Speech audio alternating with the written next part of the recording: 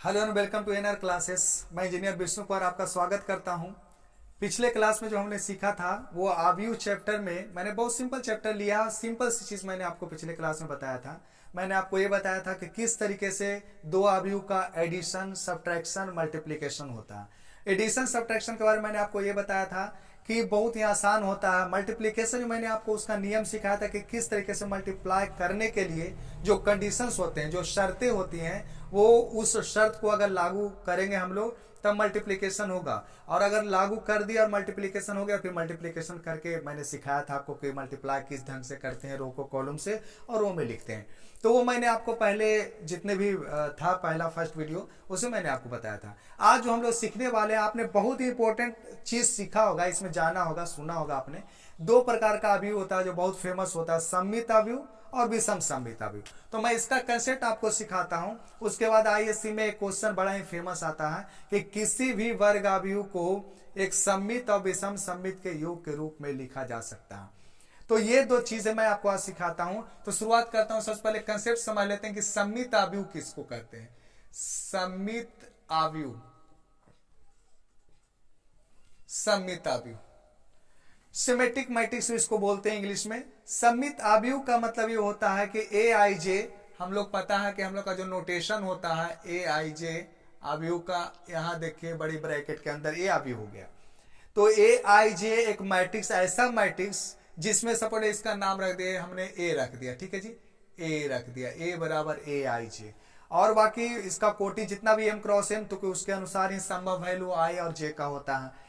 तो आई और जे जो है ये बता रहा है कि किस रो किस कॉलम है, और ये इधर बताएगा जो भी एम क्रॉस एन रहेगा तो वो बताएगा आपके कोटि को। अगर वर्ग अभी आपने लिया है तो यहाँ पर हमको पता है कि जितना आई मैक्सिमम वैल्यू जाएगा उतना ही जे जाएगा मैक्सिमम वैल्यू। 3x3 का, 2x2 का, तो इस तरह से हम लोग ले सकते हैं। तो एक ऐसा वर्ग अवयव जिसमें ए बराबर यदि कोई वर्ग अवयव है, अगर उसका परिवर्त हम लोग निकालें, परिवर्त मतलब रो वाला अवयव को कॉलम में कर देंगे, यानी पंक्ति वाला अवयव को स्तंभ में कर देंगे, तो उस अवयव का वो परिवर्त निकल जाता है। तो अगर परिवर्त आपने निकाला और ए बराबर ए ट्रांसपोज चला आया, परिवर्त को हम लोग ट्रांसपोज बोल रहे हैं, तो कंडीशन क्या हो गया, सममित अवयव क्या क्या कंडीशन हो गया, यदि ए बराबर ए ट्रांसपोज चला आए, यदि किसी अवयव का परिवर्त निकालने के बाद भी उसके वैल्यू में परिवर्तन नहीं आए, तो हम लोग कह सकते हैं कि वो जो अवयव है वो एक सममित अवयव कहलाता है।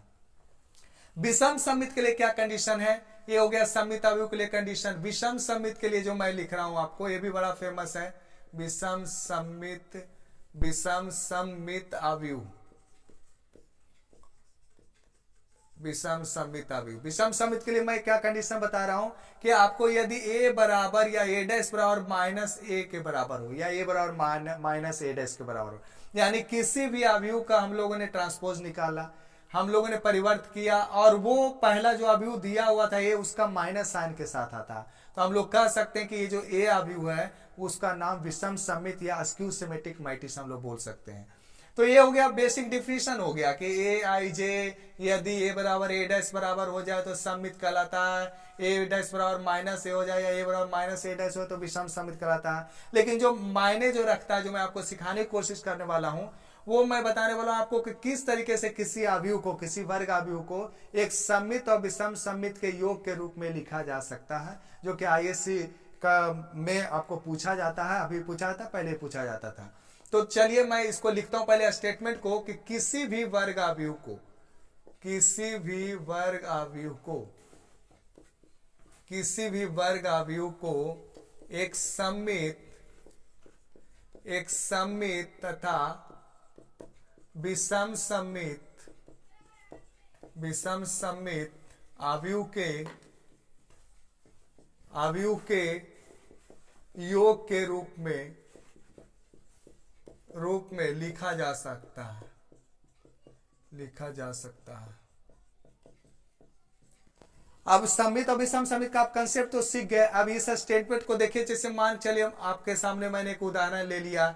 सबसे पहले हम लोग ये देखते हैं कि सममित और विषम सममित का जो कंसेप्ट होता है वो वर्ग अवयव में ही होता है, क्योंकि आपको पता है कि आप अगर कोई पहचान करना हो तो किस ढंग से होता है। तो मैं देखिए एक उदाहरण आपको बताता हूँ सममित और विषम सममित का। 3x3 मैं ले लेता हूँ आपको सममित का। सबसे पहले तो मान चलिए मैं यहां से डॉट डॉट से दिखा देता हूं, 3x3 का मैंने एक वर्ग अवयव लिया। A11, A12, A13, A21, A22, A23, A31, A32, A33 यहाँ हो गया आपके सामने। अब यहाँ पर जैसे मैंने लिया डायगोनल में कुछ भी ले सकते हैं, डायगोनल मान चले 1 2 3 मैंने ले लिया, यहाँ पर मैंने ले लिया 1 2 3, और यहाँ पर मैंने मान चलिए लिया 5, तो यहाँ भी आपको 5 देना पड़ेगा, A12 A21 के बराबर। यहाँ पर अगर आपने लिया 6 तो यहाँ भी 6 देना पड़ेगा, यहाँ पर आपने लिया 7 तो यहाँ भी 7 देना पड़ेगा। तो ये जो मैट्रिक्स हो गया, ये कैसा मैट्रिक्स कहला गया? सममित। तो ये हो गया सममित आव्यूह। विषम सममित की क्या पहचान है? डायगोनल जो होता है वो जो होता है, अगर बी, अगर मान चलिए बी मैंने ले लिया, डायगोनल हमेशा शून्य होता है, तो आप यहां इस ढंग से दे सकते हैं, मैंने ले लिया यहाँ पे 0 0 0। अब A12 और A21 एक दूसरे का अपोजिट साइन का होगा, जैसे आपने यहाँ पर अगर 2 लिया तो यहाँ पर ले लीजिए -2, यहाँ पर 1 लिया तो यहाँ पर लीजिए -1, यहाँ पर ले लिया 3 तो यहाँ पर लीजिए -3। मीन्स आप यूं कह सकते हैं कि एक दूसरे का देखते हैं, इसकी पहचान हो गई थी। बी कैसा हो गया? एक विषम सममित आव्यूह हो गया।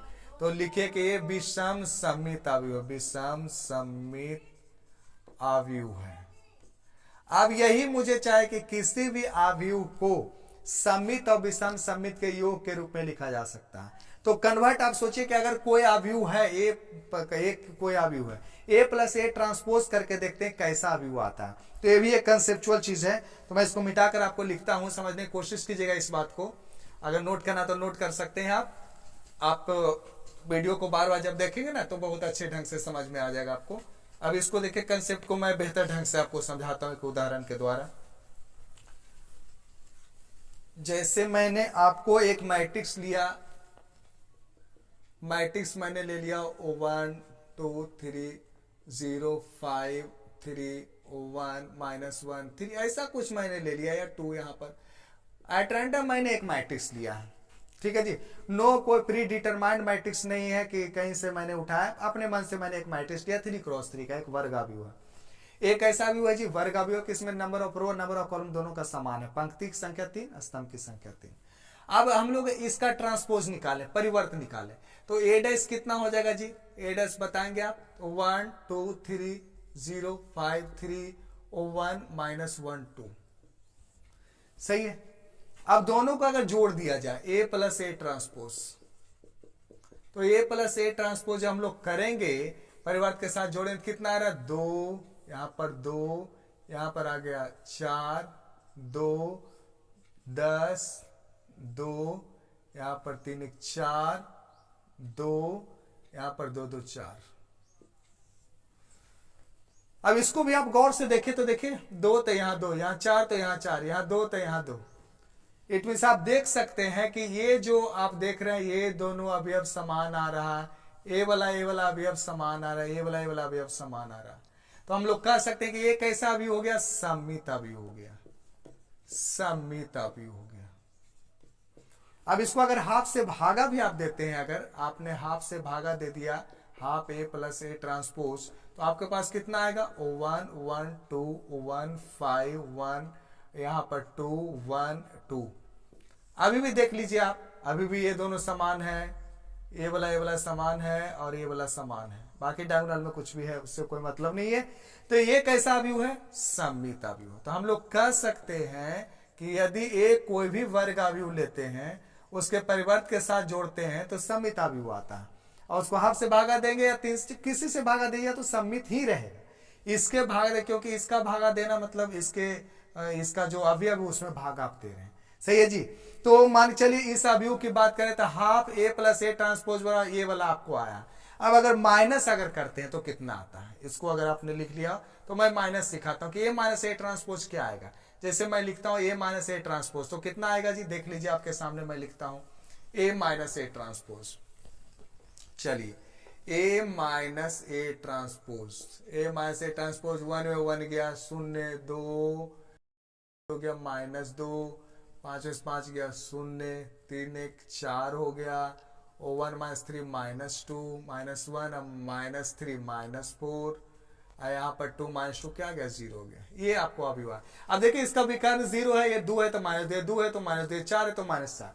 तो आप देख सकते हैं कि ये कैसा अवयव है, देखने पर ही आपको पता चल रहा होगा, जैसे कि मैंने आपको बताया एक ऐसा एक अवयव है, तो विषम सममित अवयव है, एक विषम सममित अवयव। और इसका अगर मैंने हाफ पे लिया, half A minus A transpose जब आप करेंगे तो कितना आएगा जी, 0 1 1 -1 0 2 -1 -2 यहाँ पे 0। तो आप देख सकते हैं कि ये देखिए एक प्लस तो माइनस है, प्लस तो माइनस, एक प्लस तो माइनस, तो एक कैसा भी हुआ, विषम सममित अवयव है। कैसा आया जी, तो विषम सममित हो गया। इसको हम लोग कह सकते हैं कि ये जो आया है एक विषम सममित है। अब मुझे इसका ये इसको दोनों को जोड़ा जाए तो ये वाला प्राप्त होना चाहिए। तो देखिए मैं जोड़ के बता रहा हूं, दोनों का वैल्यू आपको खाली याद रहना चाहिए कि इसका इतना है, इसका इतना है। तो मैं इसको मिटा रहा हूं ए ट्रांसपोज को, अब इससे मतलब नहीं है, मेरे को क्या निकालना था कि इसके बराबर जो ए है मैट्रिक्स है, ये इसके और इसके योग के बराबर होना चाहिए। तो हम लोग लिख सकते हैं, आज देखिए मैं कौन नाम लिख रहा हूं, ए बराबर हम लोग लिख सकते हैं half A plus A transpose अब plus half A minus A transpose, है ना। इसको जब जोड़िएगा तो कितने के बराबर आएगा, ए के बराबर आएगा। और ए बराबर जो मैट्रिक्स दिया हुआ आप ये वाला लिखेंगे, और इसका भी आपने निकाल लिया, इसका भी निकाल लिया। तो आप यहां से कह सकते हैं, यहां से पूरा ओवरऑल मिला करके ए मैट्रिक्स जितना आया है आपके सामने, ए मैट्रिक्स जितना दिया हो 1 2 3 0 5 3 और 1 -1 2, इसके बराबर जो हम लोग लिखे, इसका वैल्यू लिख लीजिए, half A plus A transpose ये आया है, तो इसको लिखिए आप 1 1 2 1 5 1 2 1 2 अब plus half A minus A transpose जो विषम सममित क्या था, विषम सममित था। ठीक है जी, तो ये कितना हो गया जी, 0 1 1 -1 0 2 -1 -2 0। तो यहां से आपको जो साबित हुआ कि किसी भी वर्ग अवयव को, इसको मैं मिटा रहा हूं, मैं नीचे इसका लिख रहा हूं कितना कितना आया, जो मैं आपको नोट करके बता दे रहा हूं। तो ये जो है, ये जो वर्ग अवयव आपके सामने जो था ए, इसके ए बराबर ये जो सममित अविषम सममित, तो इसको ये है सममित अवयव। ये वाला क्या हो गया जी, विषम सममित अवयव, विषम सममित अवयव। अब दोनों को अगर जोड़ दिए, देख रहे हो 1 0 1, यहाँ 1 + 1 2, जब दोनों को जोड़ेंगे तो वही वाला अवयव देता है।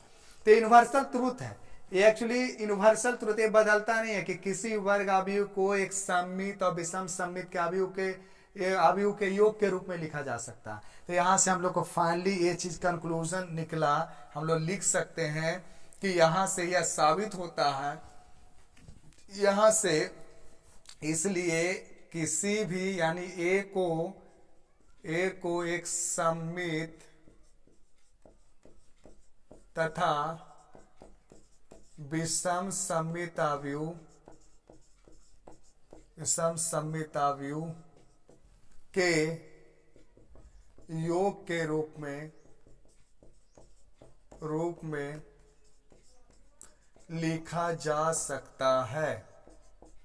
लिखा जा सकता है।